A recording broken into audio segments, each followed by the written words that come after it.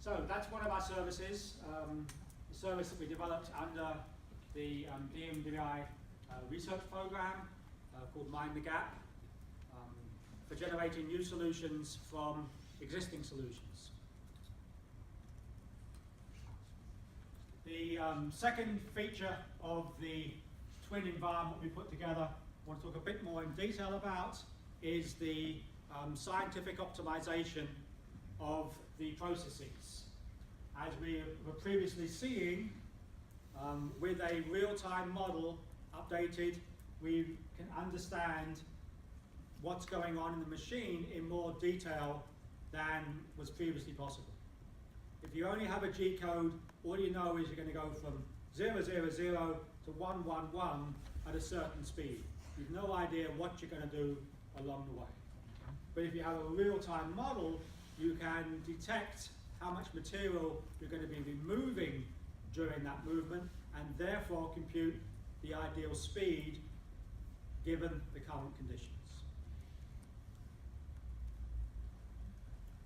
So the digital twin becomes an environment for writing apps. I can develop an app for that.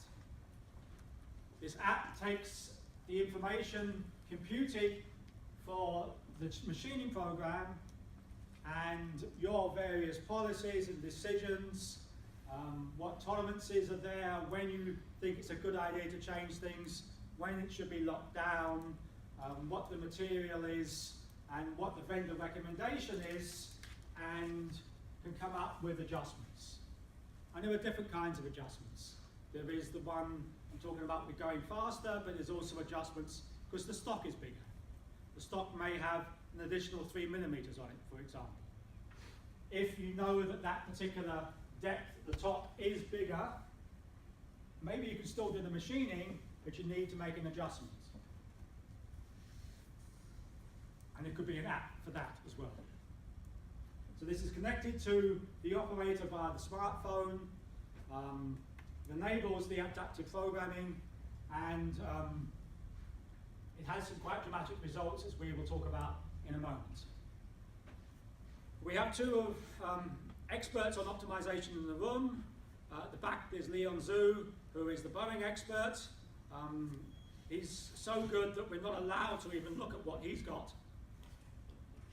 But Sandvik is one of the world's biggest vendors of machine tools. They too know an awful lot about how to use their cutters most efficiently. So I'd like to welcome Bengt Olsen, who will talk about the principles behind this kind of science.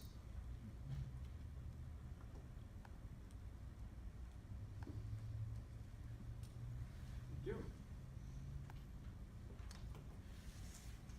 So I'm Bengt Olsen from Sandvik Coromant, and I'm also part of the working group 15, Digital Manufacturing, and has been that for a long time before we had that name. And I'm just going to show the principles for what's included in the demonstration today that we have seen. And we concentrate on the chip generated, and since I'm from a cutting tool company, concentrate on what's happening with the cutting tool. And today's demonstration that we saw shows how a request from our cutting tool to run at constant chip load can change the behavior, or it's requesting the change of the behavior of the machine tool that's driving the process. And I will show some quick theory. I'm not going to do a full explanation about milling. But chip thickness, even if we drive the tool with a constant feed rate, depending on how much the tool is engaged, in this case it's a radial engagement, the chip will become thinner the smaller engagement is. The same thing happens if you machine at a smaller depth of cut, where on the radius the chip will also become thinner. These effects are included in this demonstration, in this logic. And it's Leon Zhu and myself that have developed this little black box, since we cannot show everything we know Those are our company secrets. So how did we do this? We have the real process that we have seen on the video there. We developed, or Martin has developed the digital twin.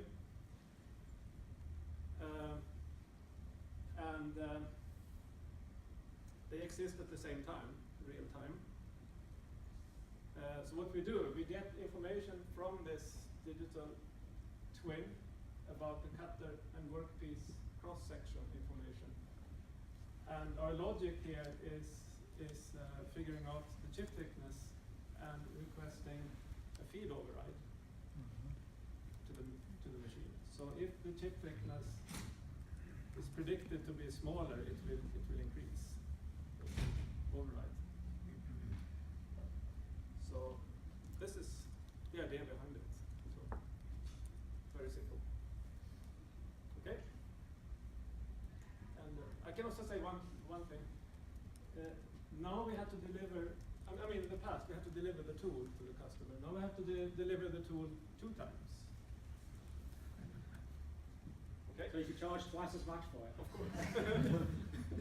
So can you share about that? Are you going to share about how you have to deliver the tool 2 times, right, the digital? Do you want to talk about that? I can do that. Today we have about 80% of our tools, we can receive them as a digital package with 3D models and also the parameters. Parameters specification comes in an ISO 13309, the cutting tool standard. And the 3D models are today 8203 or 214. Tomorrow maybe everything will be 242. Yes. This is Alan's question. What would cause the part to vary from the plan for machining such that you could adjust It's whatever happens before. So the tool before or the raw piece. That was the case in this demonstration. Each part had different heights. Let me bring up a car driving analogy. Supposing I have to drive from here to Portland. If I've got to get there urgently, I'm going to put the pedal to the metal and really run for the gas and do everything within the legal limits, which is the tolerances. On the other hand, if I don't have to be there until late tonight, I want to save gas and save wear and tear on my engine, so I drive gently. So there's a plan, a program for speeds and feeds and cutting tool paths before you start. Right, and that assumes a particular speed. That assumes you're always going to go to Portland at 60 miles an hour, no matter what. And so this is taking feedback of where you actually are. This is saying it's urgent, so I'm going to go at 70, Right. So what would or cause I've got where- lots of time, I'm going to go at 30. What would cause where you actually are to be different from where you expect? What could happen is that you used another tool to machine the surface before. And then my tool will say, I still want to have the same bite into the material. And therefore it would tell the machine, you need to run at 150% now. Or slow down to 50%. And what happens is just stuff happens. Yeah. Suddenly your part, which wasn't urgent, is urgent because something else broke down.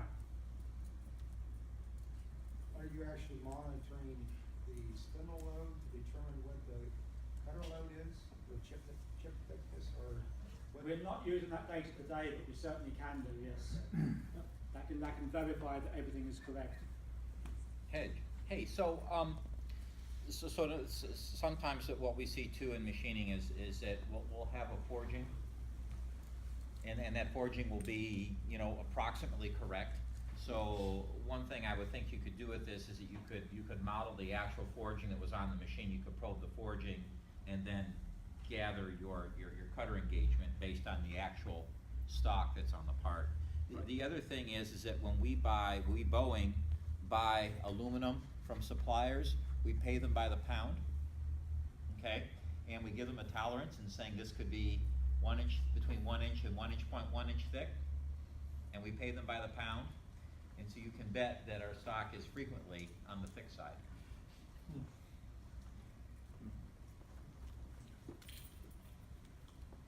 Question. Oh, okay.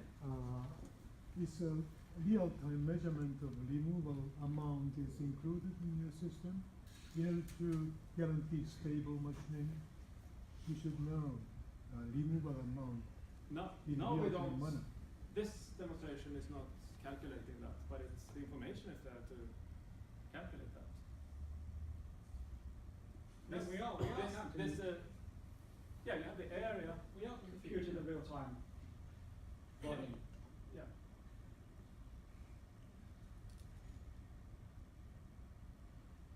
You're right. Yeah.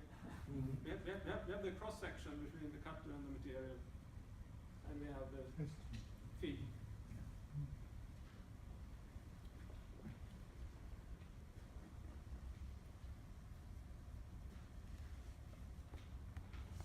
Okay, thank you, Banks.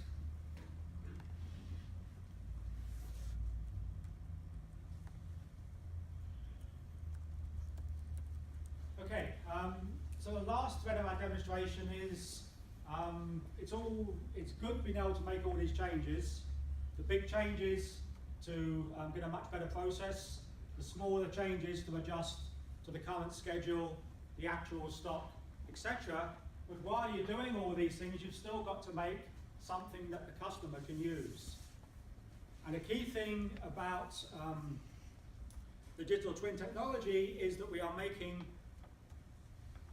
a real-time model of what's being machined, and therefore we can measure that model.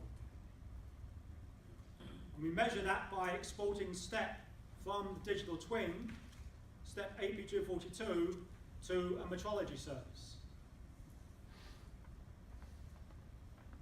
And we're going to be showing two forms of metrology today. Traditional metrology is done on a CMM machine, and we have one in the basement, and as soon as we've finished upstairs, we're going to go downstairs to that basement and watch the machine measure the physical part, copy of this, in the room there, and we'll see the automated construction of a measurement plan for checking the tolerances as described on the part in AP242. More futuristically, upstairs, we're going to take a look at supposing I did the measurements in real time. Supposing what I just showed during the machining, the development of a snapshot of the current state of the model. Sending that into metrology software so that it can evaluate those results and let me know if I'm going to meet my tolerances or not. Eventually, this may lead us into what's called closing the loop.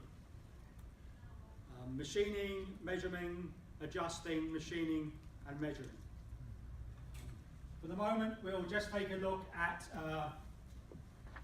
the requirements of 242, the results as STL, and a basic comparison to produce a model of the difference. So I'd like to invite Andy of Mintoyo to give us that demonstration.